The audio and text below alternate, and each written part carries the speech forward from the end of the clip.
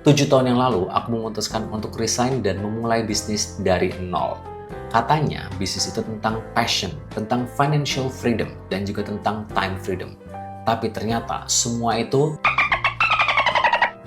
Guys, buat kalian yang pertama kali datang ke sini, kenalin. Aku Andrew, aku pengajar bahasa Inggris sekaligus entrepreneur di bidang edukasi. Aku udah bantu ribuan orang ngomong bahasa Inggris jadi lebih baik. Baik itu di lingkungan profesional maupun di kehidupan sehari-hari. Kalau kamu penasaran sama kelasku, aku udah taruh link di deskripsi biar kamu bisa pelajarin di sana. Di video ini, aku bakal ceritain 5 hal yang aku pelajarin setelah menjalankan bisnis selama 7 tahun.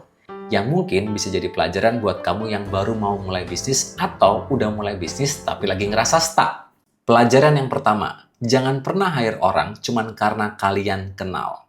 Beberapa waktu lalu, aku sempat nonton podcastnya Pak Gita Wirjawan dan juga Dr. Tirta. Pak Gita itu tanya sama Tirta begini, Tirta, menurutmu kenapa banyak startup di Indonesia yang berguguran? Jawaban Dr. Tirta langsung nih nyangkut di kepalaku. Karena mayoritas perusahaan di Indonesia itu meng-hire orang karena relasi, bukan karena kompetensi. Statement ini kena banget sama aku, guys. Dan itu kejadian banget sama aku waktu aku mulai awal-awal bisnis di Discovery English. Waktu awal aku bangun Discovery English, aku nggak tahu gimana caranya proses hiring.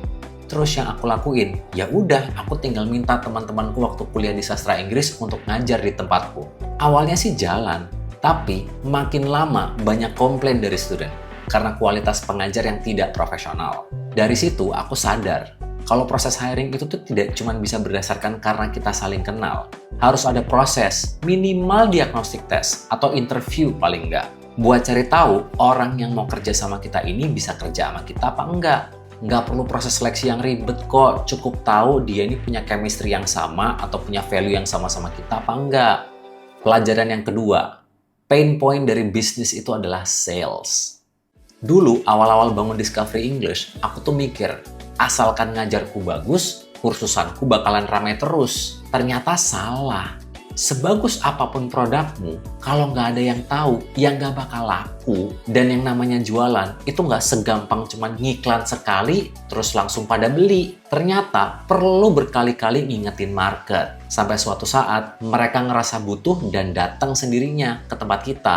Kalau kamu pengen bisnis, tapi anti sama jualan, mending nggak usah bisnis dulu. Mending jadi karyawan aja, guys. Karena sooner or later, kamu tuh bakal sadar, ujung-ujungnya itu kembali lagi ke kamu bisa jualan atau enggak. Pelajaran yang ketiga nih, circle-mu tuh cuma bakal bantu di awal doang. Habis itu, kamu harus cari audiens baru. Pas awal aku buka Discovery English, rame banget.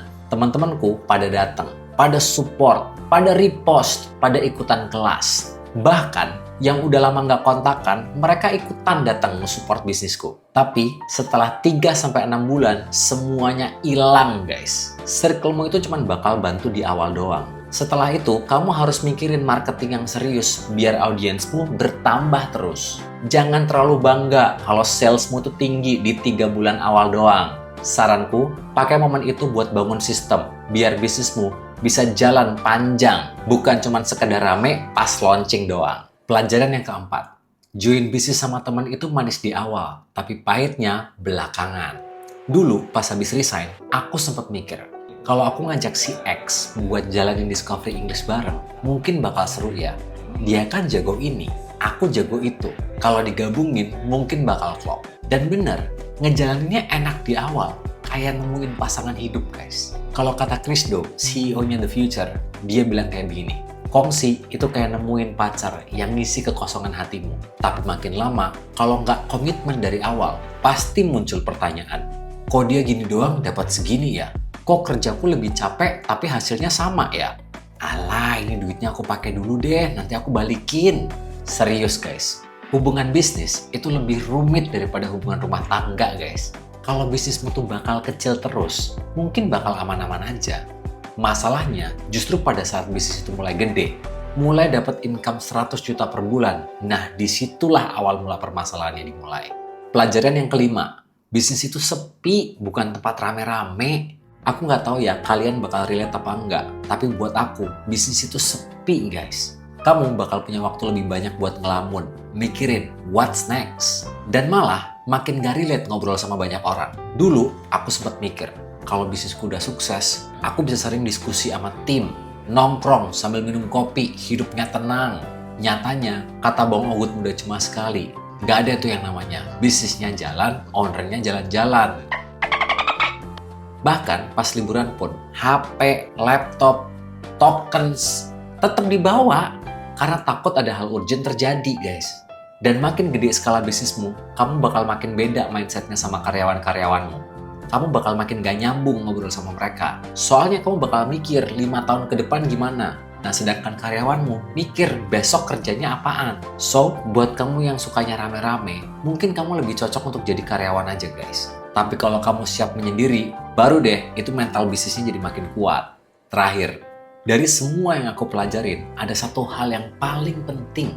Bisnis itu ternyata nggak cuma cari duit, tapi juga proses tumbuh sebagai manusia, guys. Kalau kamu relate sama video ini, coba like dan share ke teman-temanmu yang sama-sama lagi ngejalanin bisnis. Sekalian, kalian bisa komen di bawah. Pelajaran berharga apa yang kamu dapetin selama kamu ngejalanin sebuah bisnis? Dan jangan lupa subscribe karena aku bakal cerita lebih banyak lagi perjalananku jatuh bangun membangun bisnis dari nol dan menjadi pemimpin di timku sendiri.